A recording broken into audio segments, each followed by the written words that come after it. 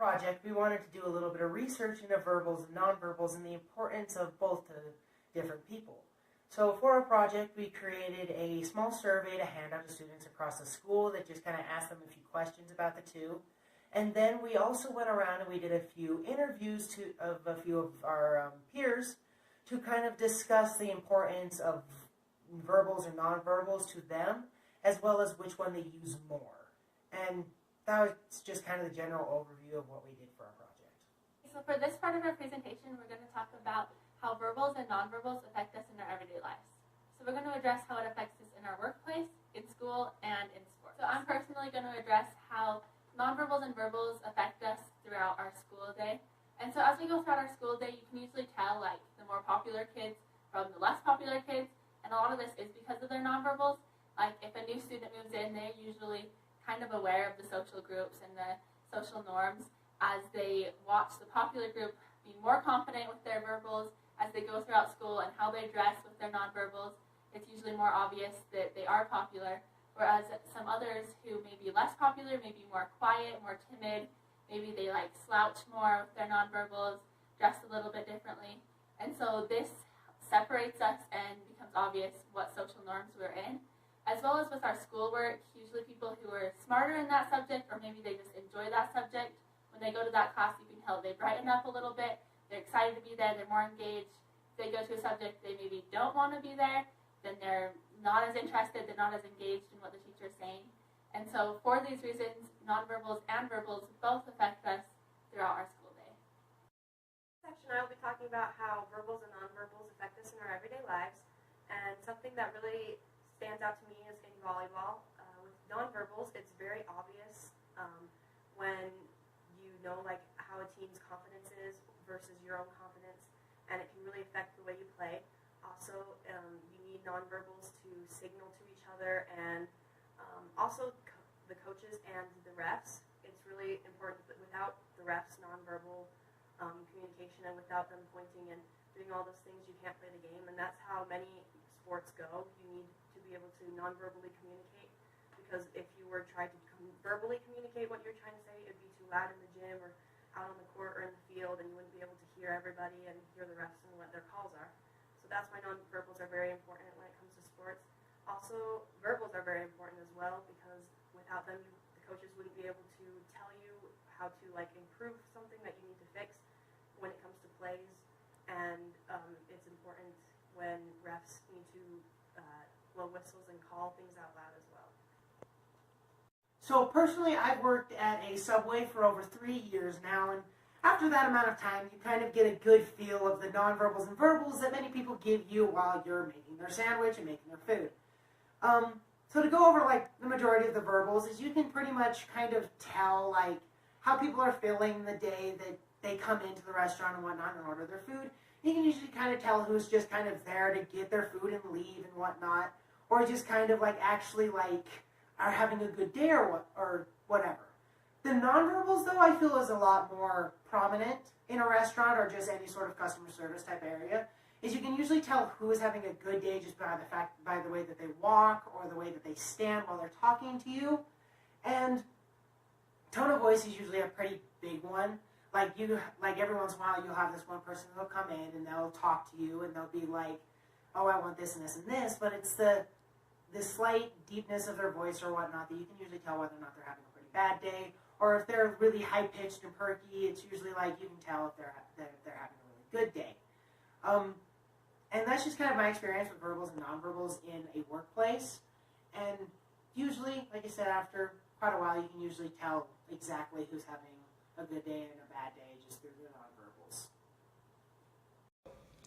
I work at a local restaurant called Henry's Drive-In, and because Panguitch is full of tourism, we get lots of different people from different cultures that come in, and so they don't all speak English. And when they order, I've noticed that they use a lot of nonverbals. Like if they need a drink and they can't like say the word drink, they'll do something with their hand like this to like do a cup or something, and they'll like point to the menu or use their hands a lot to try to describe to me or the other worker what they want, and that helps us to understand what they need because they don't know how to speak that language. We went and asked a few students in our school different questions about verbal and nonverbal communication. We asked some questions like if they thought nonverbal communication was important when they were communicating with others and how it affects their lives. And then we asked them which one they think is more important and how they use them in their lives. So, what factors of nonverbal communication do you use to comprehend and or recognize someone's emotions? I rely a lot on like facial expressions. Like I tend to look a lot at the mouth and the eyebrows. That sounds kind of weird, but I don't look people in the eye. But yeah, I feel like those kind of communicate a lot. Like, you know, I rely on that. Okay. When I'm speaking, I use my hands a lot, so I kind of look at that. That kind of tells me a lot about how passionate they really are about what they're speaking about. I think the face says a lot too. Like eye contact is a big thing for me. I hate when people won't like look me in the eye when we're talking. That bugs me a lot. Yeah, no, but somebody else is looking at my eyebrows. No, but that's something I rely on a lot, non-verbally. Okay. So next question is, how important do you feel the ability to read nonverbal facial cues are to you, and why? I think it's really important because people don't always say what they're thinking, and like you can't like interpret that always through like the way someone speaks. So like, you know, if someone's giving you this facial expression that they really aren't that interested, then you know like, hey, maybe I should like drop the conversation, whatever. It doesn't lead you down this really awkward path. Yeah, like she said, like people don't always say what they mean, you know.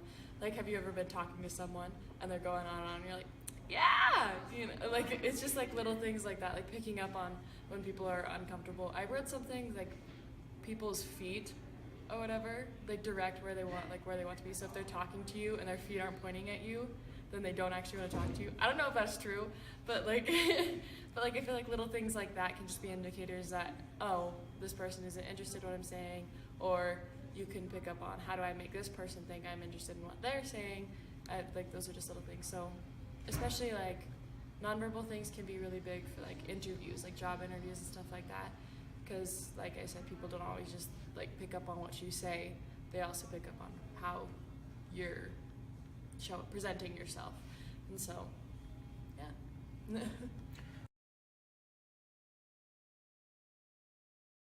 Okay, yeah. For me, the difference between verbal and nonverbal body language is that nonverbal body language is more, you can't really think about it. Sometimes it just happens without you even knowing it. Where verbal is you can lie, you can say whatever you want, but when you're doing body language, it's more natural, and people can pick up on that more than verbal.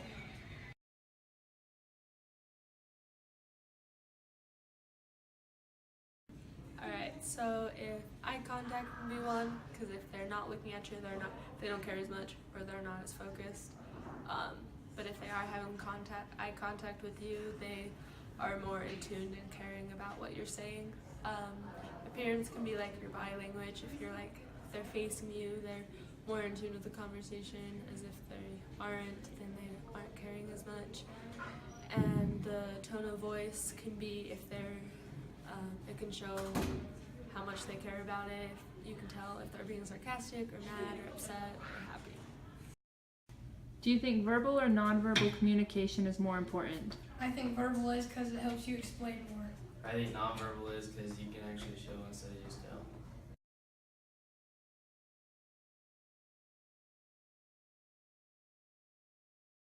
Yes, I think that nonverbal communication is very important because you know if someone's being serious or if they're joking or if they're being emotional, and it helps you know how to respond. If you should reply with like be sympathetic or if you should be sarcastic and joking back. Okay, so for the second part of our project, we did a survey. And so it's just a quick 11 question survey that we gave to a lot of students in our school, and we handed out 50 of these. And then we took the results from that and evaluated them. Some students skipped a couple questions, and some of them did multiple answers. If they didn't know which one they preferred or thought about more, then they just answered twice. So some of the answers are not like the exact same, how many have been answered. But to start off, number one, the question we did was, do you think verbal or nonverbal communication is easier to understand? And 30 said verbal, and 9 said nonverbal, so 77% chose verbal. And then I think that makes sense because it's easier to tell if someone's telling you something directly than to just kind of infer what their actions are showing you. So then for the second question, it was, do you pay attention more to what people say or to what their nonverbals are telling you? And so 15 people said that they pay more attention to what people say, and then 21 said that they pay more attention to their nonverbals, which is 58% of people believe that when they are speaking to someone or having a conversation with someone, their nonverbals come in to their mind and what they pay attention to more often. The next question is, what kind of nonverbal communication do you most often use? And this one was pretty close between all of the options. The first option was volume of voice, the next was tone of voice, hand gestures, and then smile. And the most chose one was tone of voice. So then question number 4, how do you express anger towards someone? The majority of people said that they yell at them, which is a verbal communication. The other options were ignore them, roll your eyes, and those were both pretty close second. The next question is, how might you express kindness towards someone? And it was say hello to them, help them, talk to them, or smile at them. And smile at them had the most with 22, and then there was only 2, 8, and 14 as the other ones. So the next question 6, how can you usually tell someone's mood? And the majority of people said that they can tell people's mood by their tone of voice, which kind of relates back to question 3, where most people said that the most often used type of nonverbal communication is your tone of voice. So since it's the most often used, I think it makes sense that it would also be the most or the easiest to understand someone's mood by. The next question is, why might you smile at someone in the hall? And the most chose one was friendly gesture over to eliminate awkward moments for no reason or to say hi. So number 8, when someone lies to you, how do you know that they are lying?